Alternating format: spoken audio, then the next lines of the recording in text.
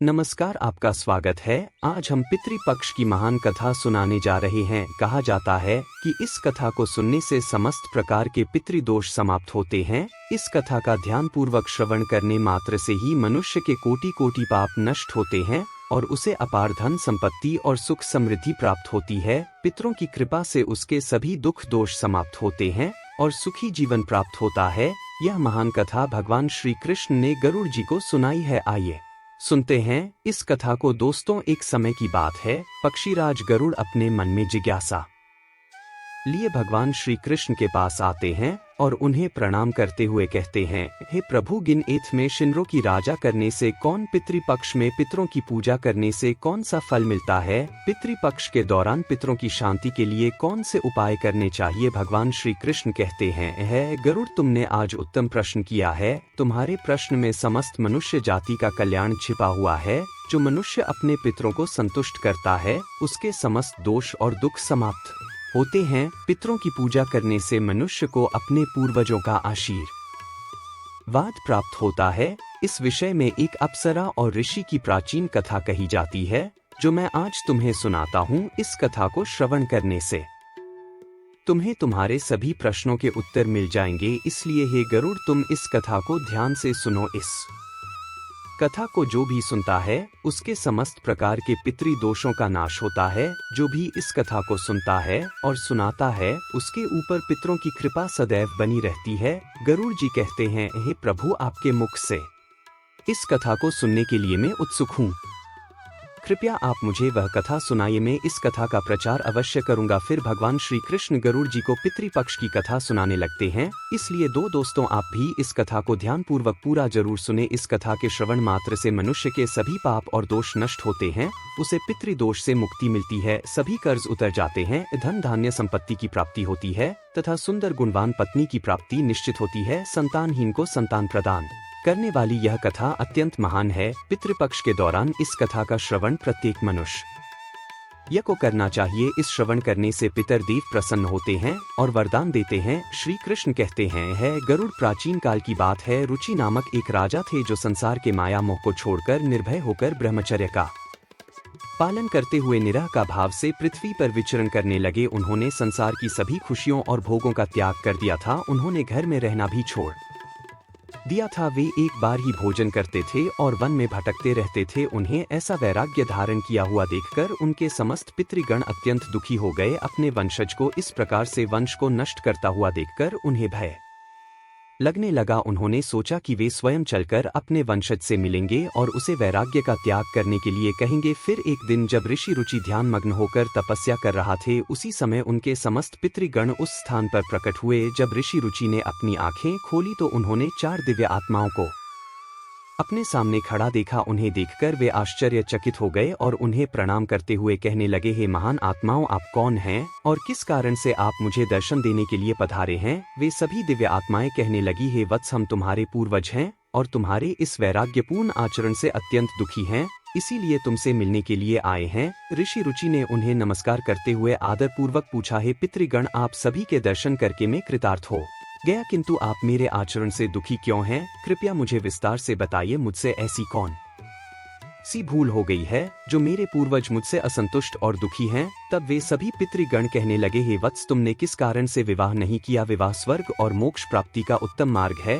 गृहस्थ आश्रम के बिना मनुष्य को शाश्वत बंधन होता है। गृहस्थ में रहकर मनुष्य देवताओं, पितरों, ऋषियों और याचकों की पूजा करके उत्तम लोकों को प्राप्त करता है। वह देवताओं को स्वाहा और पितरों को स्वधा शब्द के उच्चारण से तथा द्वार पर आए अतिथियों और याचकों को दान देकर संतुष्ट करता है। विवाह ना करके, संतान को उत्पन्न ना करके तुम देव ऋण तथा पितृजनों के ऋण से मुक्ति नहीं पा सकोगे। संसार में रहने वाले मनुष्य, ऋषि तथा अन्य प्राणियों के लिए भी तुम प्रतिदिन ऋणी ही हो रहे हो। संतान की उत्पत्ति के बिना तुम स्वर्ग को कैसे प्राप्त कर सकोगे? देव पूजा, पितृतर्पण तथा संन्यास ग्रहण किए बगैर तुम्हें स्वर्ग की प्राप्ति नहीं होगी। सभी पितृ कहते हैं, हे पुत्र, यदि तुमने विवाह नहीं किया तो यह अन्याय केवल तुम्हें कष्ट ही देगा। मरने के बाद तुम्हें नरक की प्राप्ति होगी और अगले जन्म में भी कष्ट भोगोगे। फिर ऋषि ने अपने पितरों से कहा, हे पितरों, जीवन में विवाह करना अत्यंत दुखदायक है, इससे पाप का संग्रह होता है और अंतकाल में यह अधोगति प्रदान करता है। इसी विचार से मैंने स्त्री के साथ विवाह नहीं किया है। स्त्री संग परिग्रह करने से मुक्ति नहीं मिलती। जो व्यक्ति अविवाहित रहकर प्रतिदिन विद्या ग्रहण करता है और ज्ञान के अमृत से अपनी आत्मा को निर्मल करता है, वह मेरे लिए श्रेष्ठ है। विद्वानों ने अनेक प्रकार के सांसारिक कर्मों का वर्णन किया है,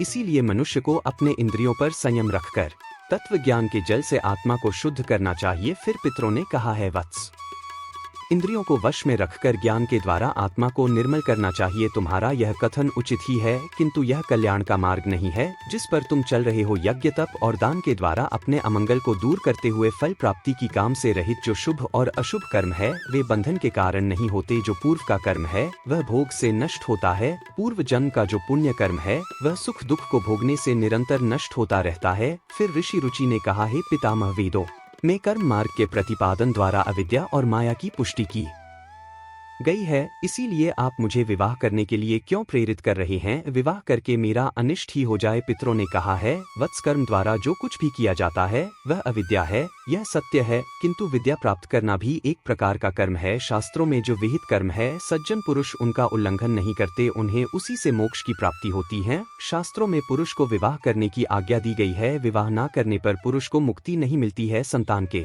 बिना उसे मोक्ष नहीं मिलता है। संतान के द्वारा किए गए राकर्म से ही उसे मोक्ष मिलता है। इसलिए हे पुत्र, तुम विधि पूर्वक विवाह करो। विवाह ना करने से तुम्हारे सभी कर्म भी नष्ट हो जाएंगे और तुम विफलताओं को ही प्राप्त करोगे। यदि हमारा वंश नष्ट हो जाएगा तो हमारी आत्माएं अतृप्त ही रहेंगी। विवाह करके संतान उत्पन्न करके ही तुम अपने पितरों को संतुष्ट कर सकते हो। श्री कृष्ण कहते हैं, है गरुड़, इस प्रकार से अपने पितरों के वचन सुनकर ऋषि रुचि को बड़ी ग्लानि हुई। उन्हें विवाह करने का निश्चय किया। फिर ऋषि रुचि ने अपने पितरों से कहा, हे पितृगण, अब तो मैं बूढ़ा हो गया हूँ, कौन मुझे अपनी कन्या प्रदान करेगा? वैसे भी मुझ जैसे वृद्ध व्यक्ति के लिए विवाह करना अत्यंत कष्ट साध्य है। फिर पितरों ने कहा, हे वत्स, यदि तुम हमारे वचनों का पालन नहीं करोगे तो निश्चित ही हम सभी पितरों का पतन हो जाएगा और तुम्हारी अधोगति हो जाएगी। इतना कहकर सभी पितृगण अदृश्य हो गए। श्री कृष्ण कहे हैं, गरुड़ पितरों के द्वारा ऐसे वाक्य सुनकर ऋषि रुचि मन ही मन अत्यधिक व्याकुल हो उठे। अपने पितरों की मुक्ति के लिए विवाह करने का विचार करते हुए वे कन्या की खोज में पृथ्वी लोक पर विचरण करने लगे, किंतु उन्हें कहीं भी कन्या की प्राप्ति नहीं हो सकी। अपने पितरों के वचनों को बार बार मन में सोचते हुए वे चिंताग्रस्त होकर सोचने लगे, मैं क्या करूं, कहां जाऊं? मेरे पितृगणों को मुक्ति दिलाने के लिए कौन सी स्त्री मुझसे विवाह करेगी? इस प्रकार देर तक विचार करने के बाद ऋषि रुचि ने ब्रह्मा देव की तपस्या करना शुरू कर दिया। ऋषि रुचि ने 100 वर्षों तक एक वन में घोर तपस्या की। तत्पश्चात जगत पिता ब्रह्मा ने उन्हें दर्शन दिया और कहा, हे रुचि, मैं तुम्हारी तपस्या से प्रसन्न हूँ। तुम्हारी जो भी अभिलाषा है उसे प्रकट करो, मैं अवश्य पूर्ण करूँगा। तब ऋषि रुचि ने ब्रह्मदेव को प्रणाम किया और कहा, हे परमपिता, मेरे पितरों ने मुझे संतान उत्पन्न करने के लिए कहा है, किंतु इस समय मुझे विवाह के लिए कोई कन्या दिखाई नहीं पड़ रही है, इसीलिए कृपया आप मुझे कन्या प्रदान करें जिससे विवाह करके मैं संतान प्राप्त कर सकूं। इस पर ब्रह्मदेव ने कहा, हे विप्र, तुम संसार के प्रजापति हो जाओगे, तुम्हारे द्वारा प्रजा की सृष्टि होगी। तुम्हारे पितरों ने कहा है कि तुम्हें स्त्री से विवाह करना चाहिए। इस अभिलाषा को मन में रखते हुए तुम्हें पितरों की पूजा करनी चाहिए। वे प्रसन्न होकर तुम्हारी इस कामना को पूर्ण करेंगे और तुम्हें उत्तम स्त्री की प्राप्ति होगी। इस प्रकार कहकर ब्रह्मादेव अंतर्ध्यान हो गए। ब्रह्मा जी के वचन सुनकर ऋषि रुचि ने पुनः अपने पितरों को प्रसन्न करने का निश्चय किया। फिर ऋषि रुचि नदी के तट पर पहुंचे और एकांत में उन्होंने अपने पितरों का तर्पण करके उन्हें संतृप्त किया।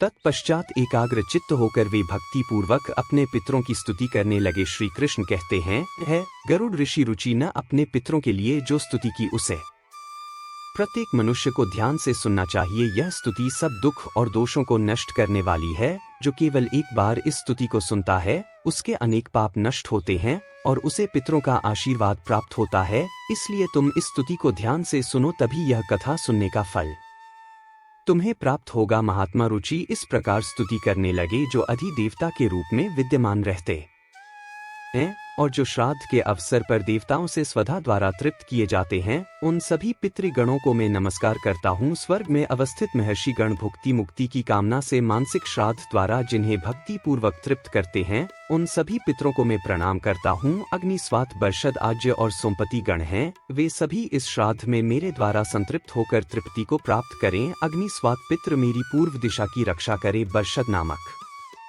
पितृगण सर्वदा मेरी दक्षिण दिशा की रक्षा करें। आज्ञ पितृजन पश्चिम दिशा की तथा सोम पितृगण उत्तर दिशा की रक्षा करें। यह समस्त पितृजन राक्षस, भूत, पिशाच और असुर गणों के कारण उत्पन्न दोषों से नित्य सब प्रकार से हमारी रक्षा करें। विश्व विश्व भुक आराध्य धर्म धान्य शुभानंद भूति दभूतिकृत और भूति नामक जो पितरों के 9 गण है, तथा कल्याण और कलदरा श्रेय कलता हेतु और अनग नामक जो पितरों के 6 गण कहे गए हैं, और वर वरेण्य वरद तुष्टि पुष्टि विश्वपात और धाता नाम से विख्यात यह 7 गण, तथा पितृगणों के पाप विनाशक जो महान महात्मा महित महिमावान और महाबल नाम से प्रसिद्ध यह 5 गण है। उन गणों के ही 7 सुखद धन धर्म दुरई अत्यंत प्रसन्न हो गए, और उसी समय एक दिव्य तेज उत्पन्न हुआ जो आकाश मंडल में चारों ओर व्याप्त हुआ। संपूर्ण विश्व को अपने तेज से आच्छादित करने वाली उस रोशनी को देखकर ऋषि रुचि अपने घुटने पर बैठकर फिर से पितरों की स्तुति करने लगे। रुचि की स्तुति सुनकर पितृगण अत्यंत प्रसन्न हुए और वे उनके सामने प्रकट हुए। रुचि ने पुष्प, गंध और अनुले पदार्थों का उन्हें निवेदन किया था। वे सभी पितर उन्हीं को धारण करके उनके सामने प्रकट हुए। रुचि ने भक्ति पूर्वक हाथ जोड़कर अपने पितरों को प्रणाम किया और निवेदन किया। प्रसन्न होकर पितरों ने कहा, हे पुत्र, तुम्हारी इस स्तुति से हम अत्यंत प्रसन्न है, इसीलिए अब तुम्हारी जो भी कामना हो वह निसंकोच होकर कहो। फिर नतमस्तक होकर रुचि ने पितरों से कहा, हे पितृदेव, ब्रह्मदेव ने सृष्टि की रक्षा करने के लिए मुझे प्रजापति बनाया है, इसीलिए मैं आप संतान उत्पन्न करने में समर्थ गुणवान चरित्रवान पत्नी की कामना करता हूँ। फिर पितरों ने कहा, हे वत्स, इसी स्थान पर अभी इसी क्षण तुम्हें उत्तम मनोरमा पत्नी की प्राप्ति होगी और उसी से तुम्हें पुत्र होगा। हे रुचि, वह पुत्र बुद्धिमान और बलशाली होकर रोच नाम से तीनों लोकों में ख्याति प्राप्त करेगा। उसके भी अतिशय बलवान महापराक्रमी महात्मा और पृथ्वी का पालन करने वाले बहुत से पुत्र होंगे। कहकर समस्त पितृगण ऋषि रुचि को आशीर्वाद देकर उस स्थान से अंतर्ध्यान हो गए। पितरों के अंतर्ध्यान होते ही पितरों की कृपा से उसी समय उस नदी के मध्य से ही रुचि के समीप प्रमलोचा नामक मन को प्रिय लगने वाली सुंदर श्रेष्ठ एक अप्सरा प्रकट हुई। उस श्रेष्ठ अप्सरा ने मधुर वाणी में महात्मा रुचि से कहा, हे तपस्वी श्रेष्ठ वरुण के पुत्र महर्षि पुष्कर द्वारा मेरी एक अतिशय सुंदर कन्या उपउन्न हुई है।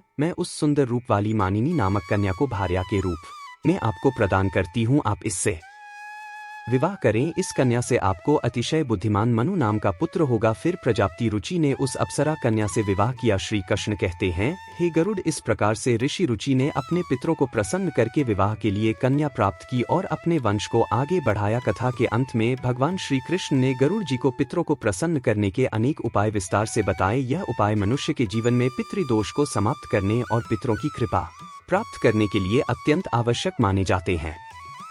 श्री कृष्ण ने गरुड़ जी से कहा कि पितरों को प्रसन्न करने के लिए कुछ विशेष अनुष्ठान, तर्पण और धार्मिक कार्यों का पालन करना आवश्यक होता है। आइए जानते हैं उन महत्वपूर्ण उपायों के बारे में। पितर को प्रसन्न करने का सबसे पहला और मुख्य उपाय तर्पण है। तर्पण का अर्थ है जल अर्पण करना। पितृपक्ष के दौरान पवित्र जल को हाथ में लेकर पितरों का आह्वान करते हुए उन्हें जल अर्पण करना चाहिए। तर्पण में काले तिल, जल, दूध और कुश का उपयोग किया जाता है। यह कार्य पवित्र मन और श्रद्धा से करना चाहिए, जिससे पितृगण तृप्त होकर प्रसन्न न होते हैं। तर्पण करते समय पितृभ्य स्वधा मंत्र का उच्चारण करना चाहिए, जिससे पितृ संतुष्ट होते हैं और आशीर्वाद प्रदान करते हैं। श्री कृष्ण कहते हैं, श्राद्ध कर्म पितरों की तृप्ति के लिए एक महत्वपूर्ण अनुष्ठान है। इसमें पितरों के निमित्त भोजन, फल और वस्त्र अर्पण किए जाते हैं। श्राद्ध कर्म करने वाले व्यक्ति को ब्राह्मणों को भोजन कराना चाहिए और उन्हें वस्त्र एवं दक्षिणा देकर आशीर्वाद लेना चाहिए।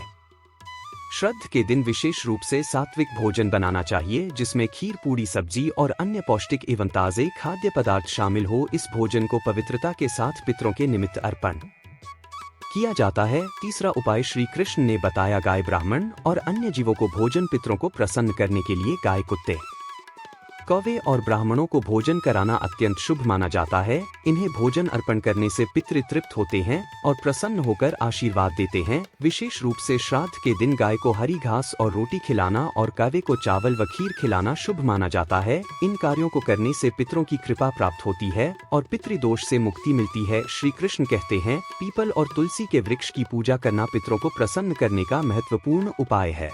पीपल का वृक्ष पितृगणों का निवास स्थान माना जाता है और तुलसी का पौधा देवी लक्ष्मी का प्रतीक होता है। श्राद्ध के दिन पीपल और तुलसी की पूजा करके पितरों को तृप्त किया जाता है। पीपल के वृक्ष के नीचे दीप जलाने से पितृगण प्रसन्न होते हैं और परिवार को सुख समृद्धि का आशीर्वाद देते हैं। भगवान श्री कृष्ण ने गरुड़ जी को बताया कि जो व्यक्ति पितृदोष से पीड़ित होता है उसे गया जी या अन्य पवित्र तीर्थ स्थलों पर जाकर पिंडदान करना चाहिए। गया जी में पिंडदान करने से पितृ संतुष्ट होकर मोक्ष प्राप्त करते हैं और वंशजों को आशीर्वाद देते हैं। पिंडदान के समय काल तिल, कुश और चावल का उपयोग करके पितरों को अर्पण करना चाहिए। यह प्रक्रिया पितरों को तृप्त करती है और उनकी आत्मा को शांति प्रदान करती है। श्री कृष्ण कहते हैं, पितरों को प्रसन्न करने के लिए व्यक्ति को श्राद्ध पक्ष के दौरान व्रत रखना चाहिए। इस समय सात्विक आहार ग्रहण करना चाहिए और ब्रह्मचर्य का पालन करना चाहिए। भगवान श्री कृष्ण ने गरुड़ जी से कहा कि श्राद्ध पक्ष में मांस, मदिरा और तामसिक आहार का सेवन नहीं करना चाहिए। व्रत के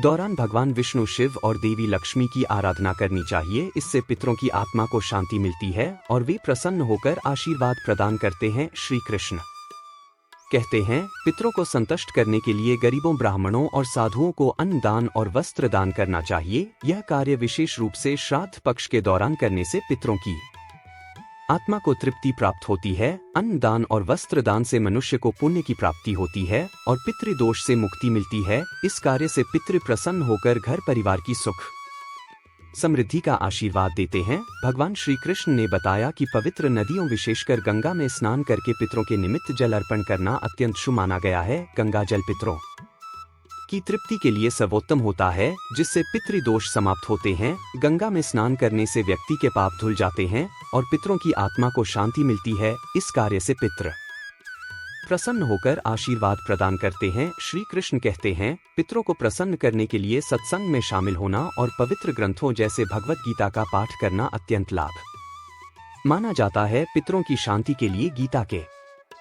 वे अध्याय का पाठ विशेष रूप से लाभकारी होता है। भगवत गीता के पाठ से पितरों की आत्मा को शांति मिलती है और उनके वंशजों पर उनकी कृपा बनी रहती है। भगवान श्री कृष्ण ने गरुड़ जी को यह भी बताया कि जो व्यक्ति इन उपायों को श्रद्धा और विश्वास के साथ करता है उसे जीवन में सभी प्रकार के सुख और समृद्धि प्राप्त होते हैं। पितरों की कृपा से उसके समस्त दोष समाप्त होते हैं और परिवार में शांति बनी रहती है। इन उपायों को नियमित रूप से करने से पितृदोष से मुक्ति मिलती है और पितृ प्रसन्न होकर वंशजों को आशीर्वाद देते हैं। श्री कृष्ण ने गरुड़ जी से कहा, हे गरुड़, जो भी व्यक्ति इन उपायों का पालन करता है उसे पितृदोष का कभी सामना नहीं करना पड़ता और उसके पितृ सदैव प्रसन्न रहते हैं।